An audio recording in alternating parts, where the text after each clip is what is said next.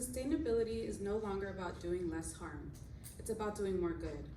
Although we all are different in many ways, we all live under the same planet. She is called Mother Earth. Growing up, most of us were taught in schools at a young age to help our environment. Some of us had firsthand experience, like my colleague over here, Erin, and more advanced studies later on in college. But overall, we have all developed a sense of knowledge towards the awareness of sustainability for a better planet Earth. The transition to a more sustainable planet for years to last starts by minimizing waste and preventing plastic pollution. Today, we'll be discussing the importance of minimizing waste and plastic pollution to help preserve our Earth's natural resources. Today we're going to be talking about waste management. As you can see right here, on the top is a picture of just one landfill that is completely full.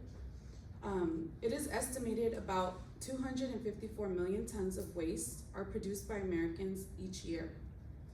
It's important to understand that this contributes to many health risks. On this side, you can see that waste management is divided into 3 categories, which are our most familiar, but now there's more, it's expanded, but for the most part, it's divided into organics or compost. And then we have recycling, and then we have trash. It is stated that urban wastes that are improperly managed can expose residents to diseases, air pollution, and also contributes to respiratory diseases and other health issues.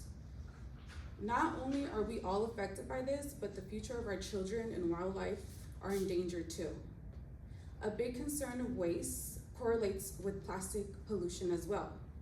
It's stated that containers and packaging represent the single largest component of waste stream in the US.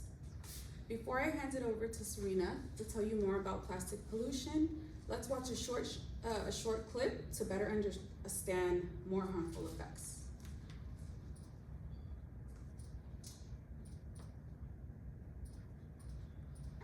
I don't know where the volume is not working. Maybe put it up right there. Over 39 million cars on the highway. We're gonna rewind it. Cycling prevents almost 200 million metric tons of greenhouse gases from polluting our environment each year. That's the equivalent of the fumes produced by over 39 million cars on the highway. A lot of our trash would end up in places where it's not supposed to go, like the ocean. Right now, the world's oceans are home to millions of floating pieces of plastic.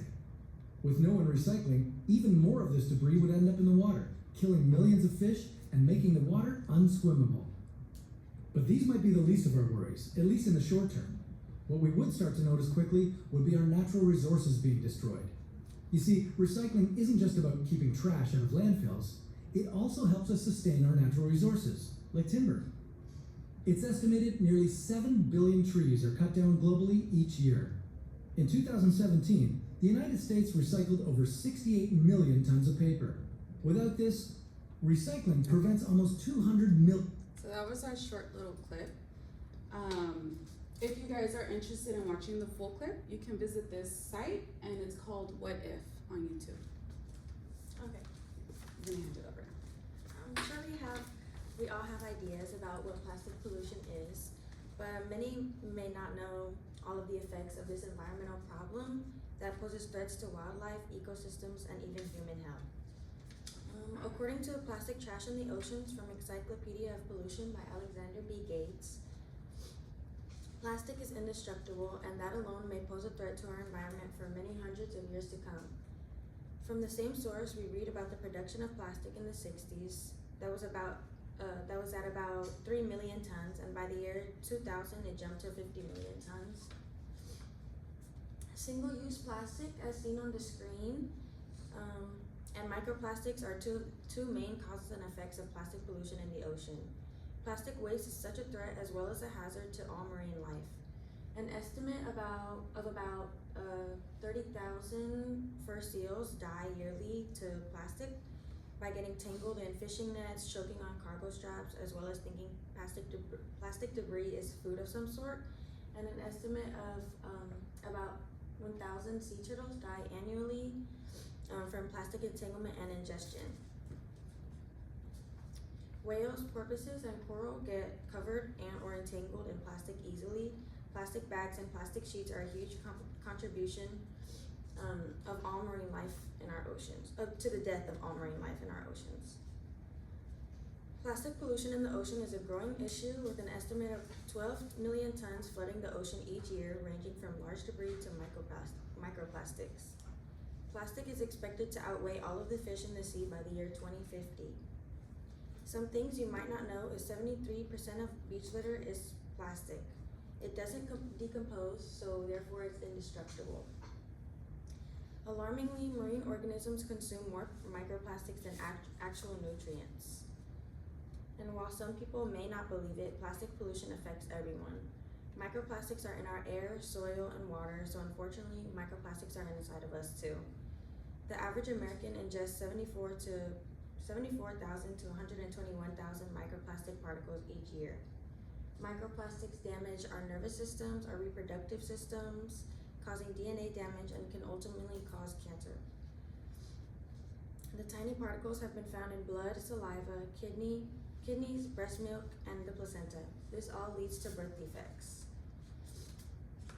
Now that we've discussed the harmful effects of plastic pollution and waste disposed in our environment, Susanna will be taking over to talk about some solutions we can all contribute and participate in to make the earth more sustainable to us. Although waste is inevitable, there are ways to reduce unnecessary waste.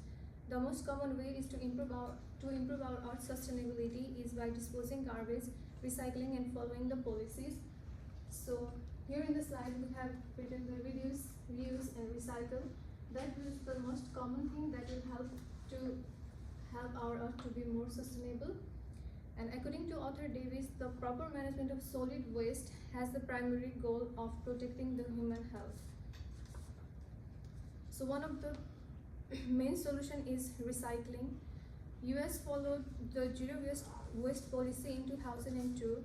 So according to Zero Waste International Alliance, the conservation of all resources by means of responsible production, consumption, reuse, recovery of products, and packaging of materials without burning them so that they will not harm our air, water, or land is called the Zero Waste policy. And San Francisco was the first city that adopted this policy, and till now there are 100 cities in the United States who are adopting the Zero Waste policy.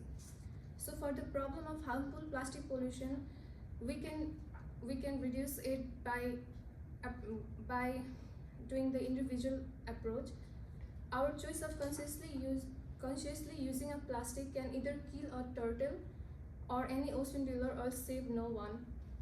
We can't go back and argue about the origin of plastic, but we can reduce, reuse, and recycle so that there will not be as many plastics as there are right now. So we can adopt a slogan that says less plastic, fantastic. So what we can do is we can carry a tote bag every time we go out for grocery, and when we are standing on the check stand and the cashier asks you, oh hi, do you want a plastic bag for 10 cents? You would just say no, and then you will not be guilt tripped, and then you'll be like, oh yeah, I'm a step closer to being environmental friendly.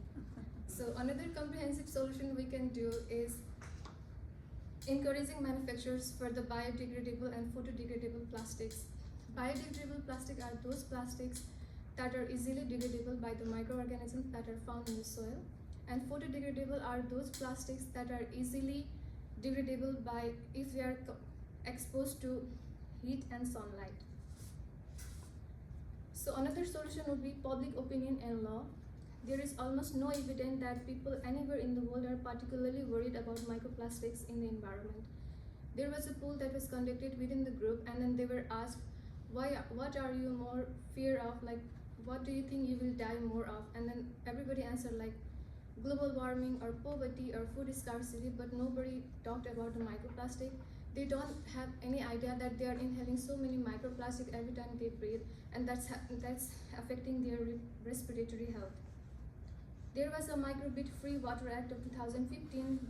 That was the first water act that primarily dealt with plastic materials and its effect on environment and human health, and took an action on manufacturing, packaging, and distribution of plastic. And they also said like we have to rinse off the plastic containing microbits. Another solution would be implementing the minimum recyclable laws and content requirement for beverage container and domestic recycling and composting that will play the vital role in solving these issues. Now that we have talked about problems and solutions, our friend Aaron will talk more about the conclusion. So to conclude our presentation, we want to remind you all of the topics we discussed today. Plastic pollution in our water, environments, and in our bodies, as well as many other organisms around the world, and the negative effects it has on the environment, as well as proper waste disposal and what you can do to make a difference. Whether you realize it or not, these are issues that we all deal with on a daily basis, and becoming more conscious about how your relationship with these main issues and the impacts to the environment will help you ingrain these practices and make it part of a sustainable lifestyle. Our reliance on fossil fuels and natural resources to create goods, many of which are one-time use or have planned obsolescence, have caused damage to our waterways, forests, coastlines, and atmosphere, not to mention animals and humans as well. We're destroying our planet with our high rate of usage of single-use plastics, natural resources, and careless waste disposal. Since the Industrial Revolution, we've done noticeable amounts of damage to the global environment by releasing unprecedented amounts of pollutants into our landscapes and waterways and atmosphere. And using up resources at the rate we are now, we won't have a hospitable planet for future generations or even ours. As stated, the United States represents less than 5% of the world's population, but produces up to a third of the world's solid waste, totaling an estimated 254 million tons a year. This is why it's so important for us to change our practices, because these numbers should not be this drastic. Instead of relaxing in your elderly years because you changed your lifestyle now and fought climate change, how would you like to spend your elderly years fighting for food and water because wildfires and drought destroyed habitats, water reserves, and the ability to farm? Or fighting for shelter because of sea level rise or your home was decimated by a wildfire?